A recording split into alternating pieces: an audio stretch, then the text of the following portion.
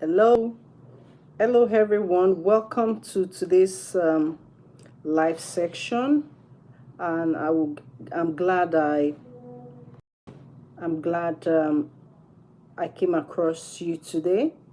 So welcome to my channel. My name is Sherry Moore. So you're welcome to today's episode of financial management. This is our first episode, but yeah. So this is our first episode. So we'll be talking on financial management, and I'm just coming back from service, so I decided to just do a quick one before other things will take my attention. And maybe tomorrow you'll be seeing this tomorrow. So, guys, it's Financial Management Day. So one of the something came to mind while I wanted to speak on this while driving back home. Something came to mind on financial management, because the time we have now, or the time we have now, there are so many reasons why you have to be financially prudent with whatever you have, or whatever you have with you. And it calls to mind people and having this mentality issue of having this mentality issue of my sister, my brother has this, or my family member, or I know this, who owns this, who has this, and all that.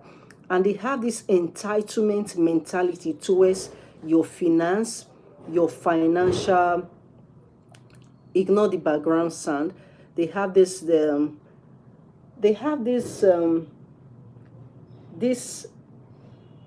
mentality that your money belongs to them. What you have belongs to them. In every area of life in the society, they have this entitlement mentality because they know you, so they believe that what you have is theirs, and what you give to them, it's not that you're making sacrifice about it. They own it, they earn it. So it's supposed to be for them. That entitlement mentality.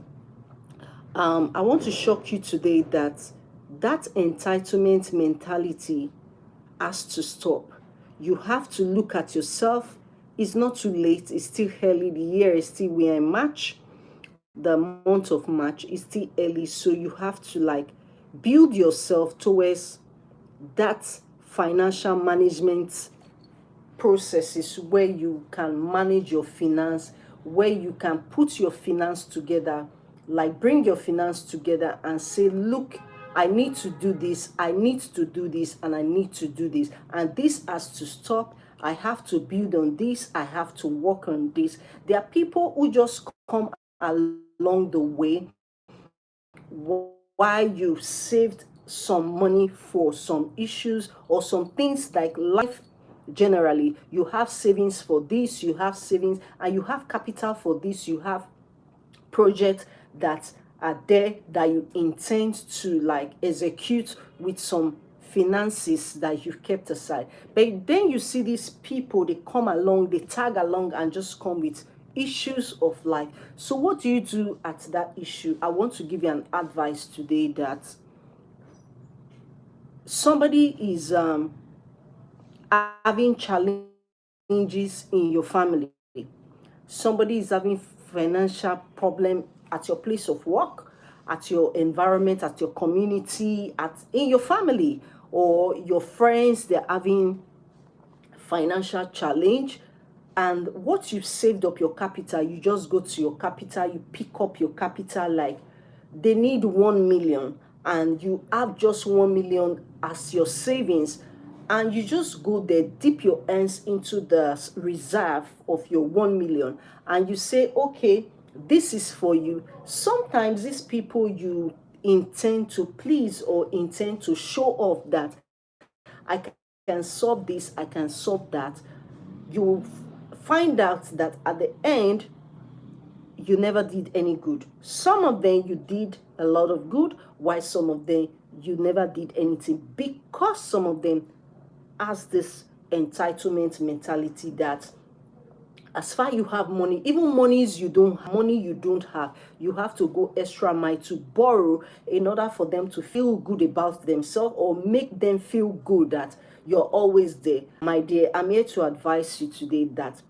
those people who come to you that if you don't give me this money, if you don't give me this amount that I'm asking for, I'm going to die, I'm going to do this, something's going to happen. At the end, I will advise you, if somebody needs 1 million and that is savings for your reserve, you can as well take 100,000 or 200,000 and give it to the person, and let the person know, okay, I'm not going to borrow you 1 million. You need 1 million. I'm not going to borrow you. I'm going to give you like dash for free, 100,000. Don't pay back, because by giving that 100,000, you are rest assured that the person is not paying you back, and is less of a burden than you taking 1 million to give to that person to say, okay, take this 1 million, I borrow you, and at the end, you're not going to get your 1 million, you're not going to get anything, and you're going to create enemy for yourself, and you're going to create so much bitterness at the end of the day when you give that person that money. So why not look at it this way? Okay, this person needs 100,000. Okay, I have 10,000. Take this as a dash instead of giving them. But if you have the old money and you still have your reserve, you still have your capital, you still have things in stock for you to invest, you don't miss pleasure with business, you don't meet family with business, you don't mix your personal need with business. Is going to crash. Some people will just go, they will take money from their business, huge amount of business money, you just take it from the business and use it to give it to somebody, or use it to buy clothes, use it to buy jewelry, and use it to do one kind of big something that is not going to give you money back. I'll give you an example. Since bought a car, this one earned 700,000, this one earned 500,000, this one earned 1 million, the other one earned 100,000. And you see, four of them bought a car.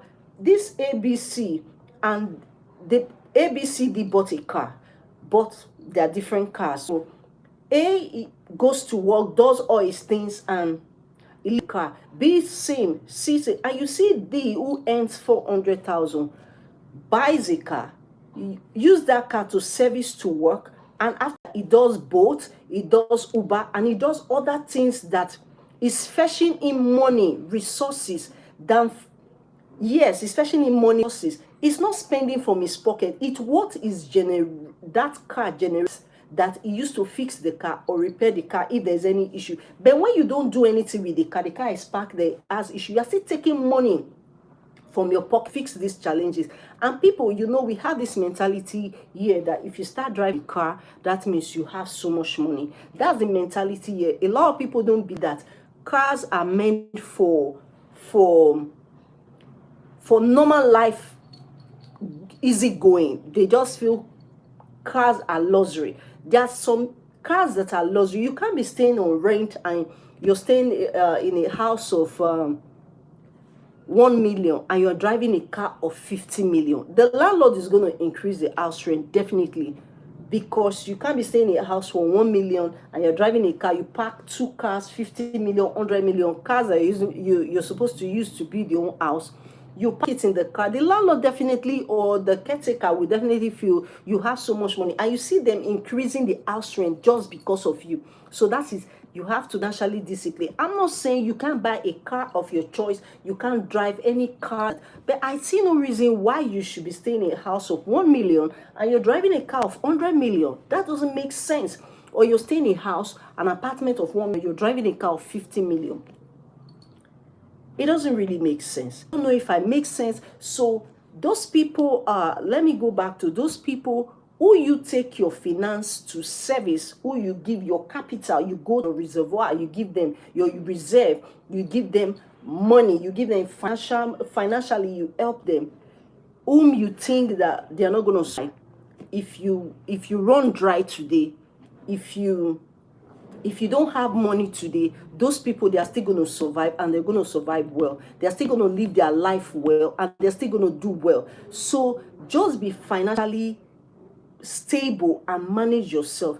Do not kill yourself for anybody. Do not like run dry because of somebody you're trying to please. Any area of your life, in your family, in your business, in every area of your life, don't put yourself under pressure. If you don't have, politely come out and tell the person, I don't have, or okay, I will assist you with this and this. Okay, why not take this dash?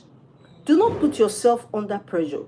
Do not put yourself under pressure, because a lot of us are into competition with our finances. We were quick to show off. We are quick to show off our cars. We are quick to show off our resources. We are quick to show us our show off our finances, where we work, what we earn, money own.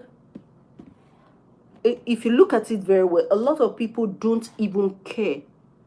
People you're trying to impress, they don't really care about you. You're just trying to stress yourself unnecessarily for people who don't really care, people who do not even give a shit about what you think, what you feel, what you're trying to impress. In competition, you are so deep in competition, living fake life, buying fake, having fake life doing fake life is very expensive. Like, fake life in totality is expensive, because you're trying to please people, you're trying to wear the best, you're trying to do. At the end, internet truth will come at you to say, this person is living a fake life. Oh, this person is wearing a fake jewelry. This person is wearing a fake clothes. Why not please yourself?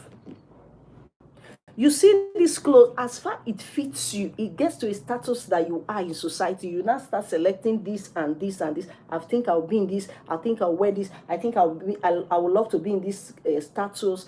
I think I love to be in this level in society. And you start to mess up with your finance. That money you save, that money you've gathered, you will not. Some people can give, they have, but if you don't have that financial management to manage your finance very well, to be disciplined with your finance, you're going to run dry. And those people who you think that because you run dry for them, they will come to your rescue, they're not going to come to your rescue. They're not going to come to help you. They're going to run away from you because you don't have. And they will survive.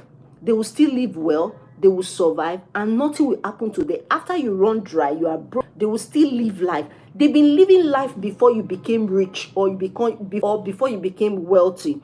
They've been living life. So what are you talking about? Because of you, they will die. Who told you they would die? They will definitely survive.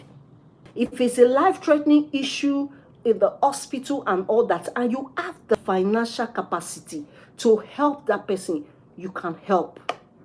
But don't put yourself under pressure that if I don't do it, and nobody will do it. This person said if I don't give this money, nobody will do. If you are not in that position to help, if you don't have it, don't go and borrow to help somebody. Don't put yourself in unnecessary tension, unnecessary stress just to please someone. Some of us, we go and buy cars we don't need. We park it in the garage. The car is depreciating.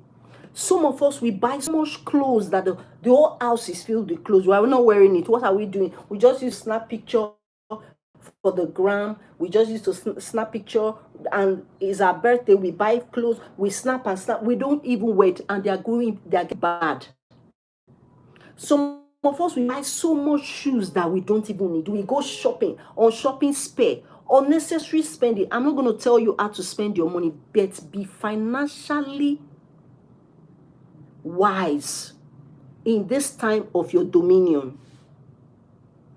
Be financially wise in this time of your dominion. You are dominating now.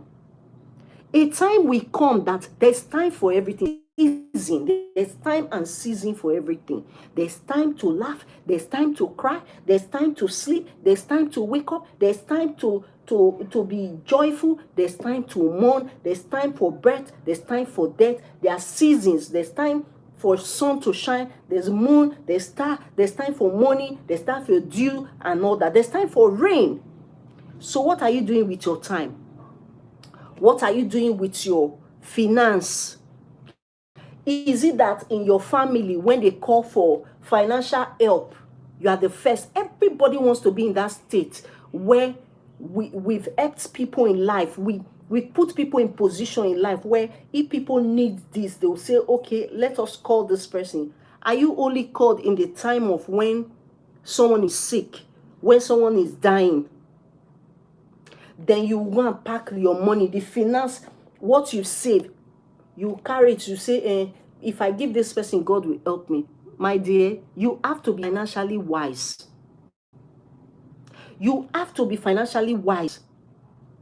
You see most CEO, big companies, big parastatals, big companies and CEOs, you see them, what are they wearing? They're wearing very cheap and affordable clothing. But you that employees that is working under an employer, you will go and buy designers clothes.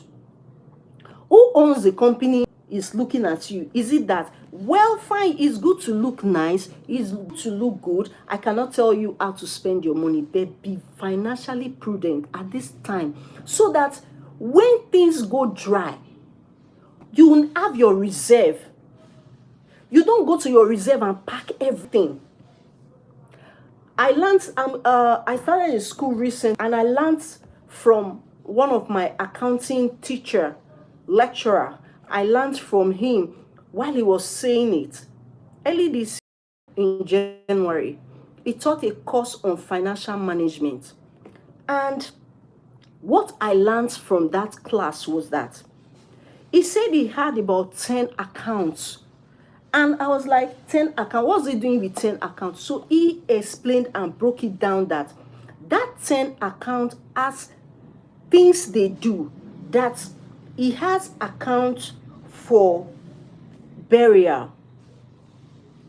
He said if it's 1,000 to 2,000 in a week, he has a program, he has a way he scheduled it with his bank. 2,000 can be going out from his account, 1,000 to 1,001 from his account to that burial account, that in case he's saving for his father's burial, he's saving for his mother's burial, he's saving for burials that will come. So I asked him, what about the eventuality happen? He said, so that as he's saving, you can't plan, you can't say, okay, this person will die today, this person will die tomorrow. So what that account is having, by the time maybe somebody, his parent, his father or his mother, they passed on, he can go to that account, because for that purpose, to withdraw what he has, then if there's little that he will add to that money, so that he will not start running helter-skelter for looking for somebody that will come and bury his father, looking for somebody that will bury his mother. He will have assistant, a backup, so that anything anybody is bringing, it will just be like added stipends to what he has. And you know, some people will have this financial backup, because if you don't have helper, some people have this financial stability where they have friends in authority, they have family members where they come from, where if somebody dies, you don't even spend your money. Your family will come to your rescue, your family will come and help you, and you have so much finance around to throw about. But some people do not have it. That it taught us that financial management, that there was something that came up. So into that account, to look at the account, he noticed he had 700 and something thousand in that account. He has been saving that thing for like 6-7 years. He didn't even know. So he just said, let me check this account. He found that when the account officer told him he have 7 something in that account, that particular account, that was surprised. So he needed about 1 million plus. So he just added little money to what he has saved. No matter how little you have, you can save something. If you cannot go and get this conco, you cannot get this ajo, you don't have it, or what they call it in Yoruba, this small thing you save money, piggy bank, what with modern life we call it piggy bank. You can instruct your bank to be debiting you on at a particular time. The bank will just debit you to different accounts. Maybe when you receive salary, or a particular time of the month, if it's on the 25th, on the 27th, or the 30th of the month, you can instruct your bank by giving a standing order that, okay, I have 3 accounts. I want this money to go to this account and all that. The banks can easily help you to save this money. If you know that you can't be doing like transfer savings and all that, that will help and that will go a long way. So I would advise that no matter how little you are earning, no matter what you are doing, you see these house shops, they do what we call osusu, they do what we do, and they are saving money, little money. Some go about as saving 300 naira daily. It looks small. 100 naira daily, it looks small. Or 1,000 naira daily, 2,000 from their petty trade. It looks small, but at the end, you will see that that money will. And you ask yourself that, how come did I save this money? Some people save it for a month, some people save for 3 months, some people save for 6 months. And they in the bank or their financial houses to like, okay, deduct this money from source, let it go, this for this. And at the end, issues come up, you have something to back up. And you something that will back you up, and you have this financial peace and financial freedom. Nobody really has the total financial freedom, but there are a lot of things that we can do with our finances that help us to solve 1 or 2 issues that we are going through right now. Because when we look back, we saw that we made financial mistakes, some deadly financial mistake. How can somebody come to meet you that I need something 1 million? You just go to your savings and take 1 million, your whole capital, and give it to the person. You think you are helping that person. You're not helping that person. You are not helping yourself. Then you go and beg somebody, and the person tells you, I don't have, I've invested on this and that. You start getting angry. Why? Because you feel that the person look rich. He should have money that he has kept aside for you. May God help us. May God help us to have that financial discipline. I mean, now that you are in the realm of your financial dominion, my dear, try and keep something somewhere. Times are not, we have season, we have time and season for everything. Today might be like this, tomorrow might not be like this. Life itself fluctuates. So as life fluctuates, we fluctuate with life. So what is your backup? They will say money is not everything. Money is money is everything. Finance is everything. You are preaching to somebody, the person has not eaten. You are preaching to the person. Is it not money you will give to the person to eat first before the person will not hear what God is saying? You will preach the word of God to that person. But as you preach the word of God, make it a call and duty to help that